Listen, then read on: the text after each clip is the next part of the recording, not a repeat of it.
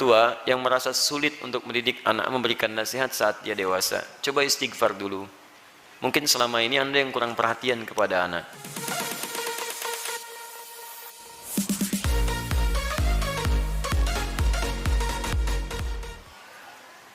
Ustaz, mohon penjelasannya, bagaimana mendidik anak yang saat ini sudah dewasa dan sulit dinasihati karena kita kurang mendidiknya di saat mereka kecil. Bukan kita, Anda, saya tidak ikutan.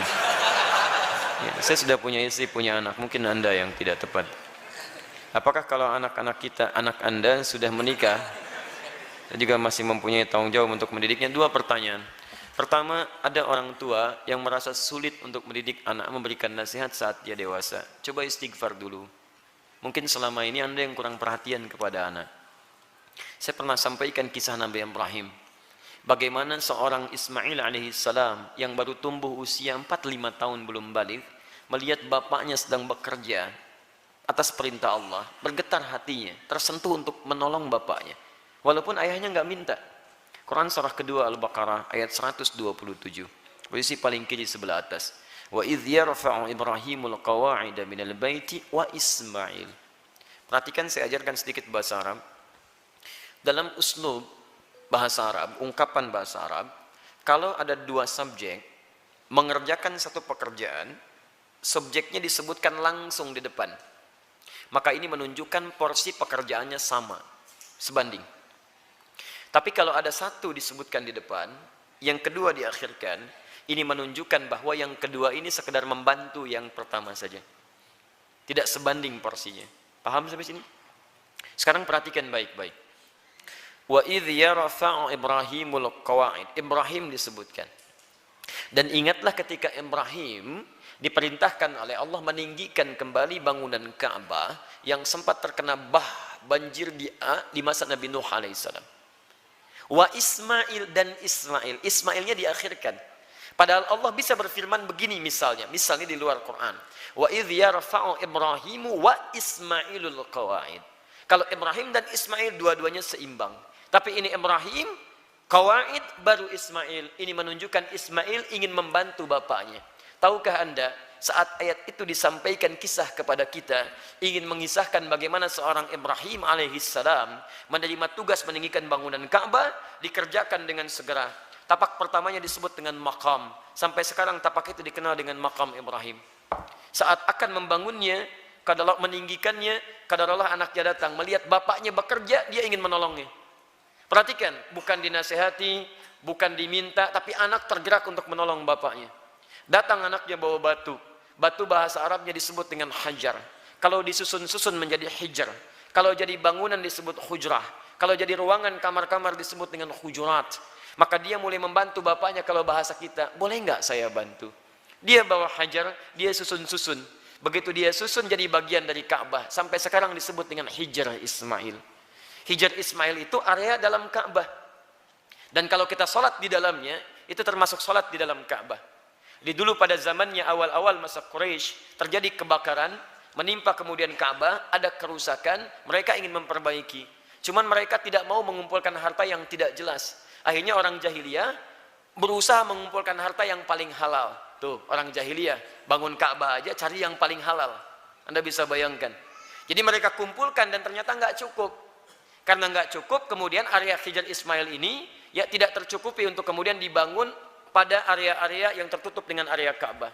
Maka dibiarkanlah terbuka, sampai sekarang dipelihara keterbukaan itu, dan hikmahnya adalah Allah memberi kesempatan bagi orang yang ingin sholat di dalam Ka'bah.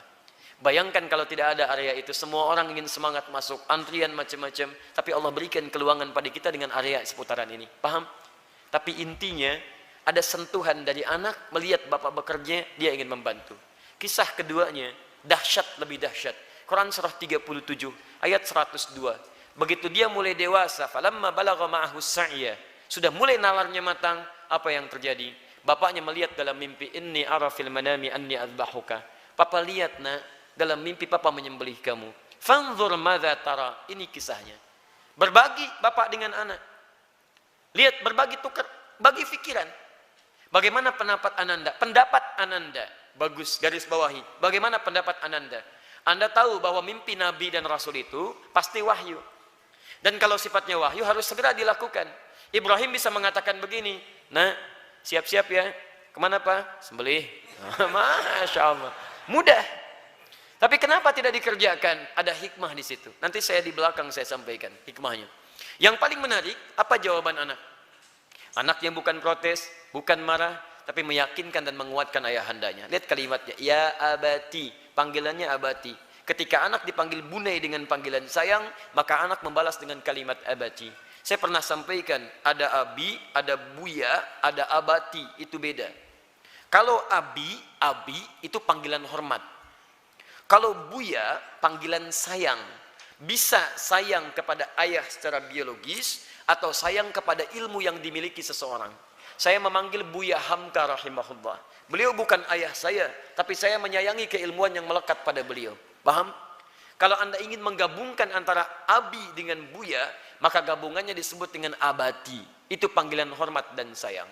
Bapak memanggil sayang ke anak, anak membalas, lihat kalimatnya, ya abati, Pak, demi sayang dan hormat Nanda pada papa, if'al ma tu'mar, kerjakan sekarang yang diperintahkan. Satajiduni insyaallah minas sabirin. Ayah pasti dapati saya seorang yang sabar. Teman-teman sekalian, maaf ya, kebanyakan orang taunya cuma diganti dengan sembelihan yang besar sampai ayat 109 di surah As-Saffat surah 37 itu. Tidak banyak orang tahu ada peristiwa yang begitu menyentuh di balik proses penyembelihan itu sehingga diganti dengan kibas yang luar biasa itu. Buka kitabnya Al-Akhlaq lil Banin karya Ustaz Omar Ahmad Baraja, jilid yang kedua, warnanya biru, halaman 25, posisi paling kanan di sebelah bawah. Teman-teman sekalian, ada 3 peristiwa besar terjadi saat akan disembelih itu. Ketika Ismail mulai diikat, ikatan mulai terasa longgar. Kata Ismail, duhai ayahanda, tolong kencangkan ikatan ini, supaya nanti saat saya akan disembelih, tidak merontak saya, dan tidak membuat ayah iba dan tidak jadi menyembelih saya. Lihat, supaya ayahnya sempurna menyempurnakan tugas. Kedua, duhai ayahanda, mohon tajamkan pisau itu. Tajamkan. Yang dengan pisau yang tajam akan mempercepat proses penyembelihan itu dan mengurangi sakit yang saya rasakan. 2 hal ini menjadi sunnah sampai sekarang. Dengan ikatan yang baik, dengan tajamnya pisau kurban saat ini menjadi sunnah. 2 itu dikerjakan. 3, ini yang hebat. Ternyata beliau sudah melipat pakaiannya, pakaian luarnya. Lihat beliau katakan, duhai ayahanda, mohon titip pakaian ini kepada satu-satunya ibunda yang sangat saya sayangi. Sampaikan salamku kepadanya. Ismail alaihissalam. Ketika itu dikerjakan, tiba-tiba turun kemudian wahyu. Qad saddaqta ru'ya. Engkau telah benarkan mimpi itu. Maka tidak ada korban pada saat itu. Yang ada korban. Korban diganti jadi korban. Korban dari kata koruba, artinya dekat. Ditambah alif nun, korban yang sangat dekat kepada Allah subhanahu wa ta'ala. Mereka berdua saking dekatnya dengan Allah, mimpi saja diamalkan. Ada orang yang pengen dekat dengan Allah, di dunianya tadi perintahkan, gak dikerjakan. Orang mimpi dikerjakan. Ini gak dengar azan dipanggil sholat, gak datang-datang. Cita-cita surga Firdaus bersama Nabi tanpa hisab. Keterlaluan itu kan. Nah teman-teman yang paling menarik, kenapa Ismail punya rasa demikian dalam pada papahnya? Lihat, Nabi Ibrahim ketika kemudian Ismail dilahirkan, kemudian turun wahyu supaya dipisahkan dengan ayahandanya. Ibu, anak, ayah, pisah. Kemana? Beliau di Palestina, anak di Mekah dengan ibunya. Quran surah 14 ayat 37. Biwadin ghairi dhi zar'in inda baitikal muharram. Ditinggalkan di satu tempat yang tandus tumbuhan gak ada. Lihat baik-baik ya. Saya percepat langsung. Ini Ismail dengan ibundanya, ini Ibrahim. Di balik jarak yang jauh, Nabi, Rasul punya tugas mencari nafkah, punya macam-macam, tapi beliau masih menyempatkan waktu untuk menengok perkembangan anaknya. Tengok siapa yang merawatnya, bagaimana pertumbuhannya, bagaimana asinya, bagaimana pertumbuhan kampungnya. Dari Palestina ke Mekah, itu kalau pakai bis, 1 hari 2 malam. Tengok, makanya disebut Ibrahim, sang penyeberang. Makanya disebut Ibrahim, diambil dari serapan bahasa Arab Abun Rahim. Yang paling hebat, kenapa itu bisa terjadi dan bagaimana feedbacknya kepada kita semua, kita lanjutkan setelah menunaikan sholat isya berjamaah. Kita coba lanjutkan, pemirsa dimanapun Anda berada. Kesulitan nasihat yang diterima oleh anak terkadang bukan karena anak itu tidak mau mendengar nasihat orang tuanya, tapi seringkali diakibatkan karena orang tua tidak memiliki perhatian yang cukup kepada anak sebelumnya. Perhatikanlah bagaimana Nabi Ibrahim, seorang nabi, seorang rasul, seorang ayah, yang dengan segala kesibukannya itu masih memberikan waktu yang luang untuk bermain, mengamati, dan hadir dalam keadaan dan permainan anak-anaknya.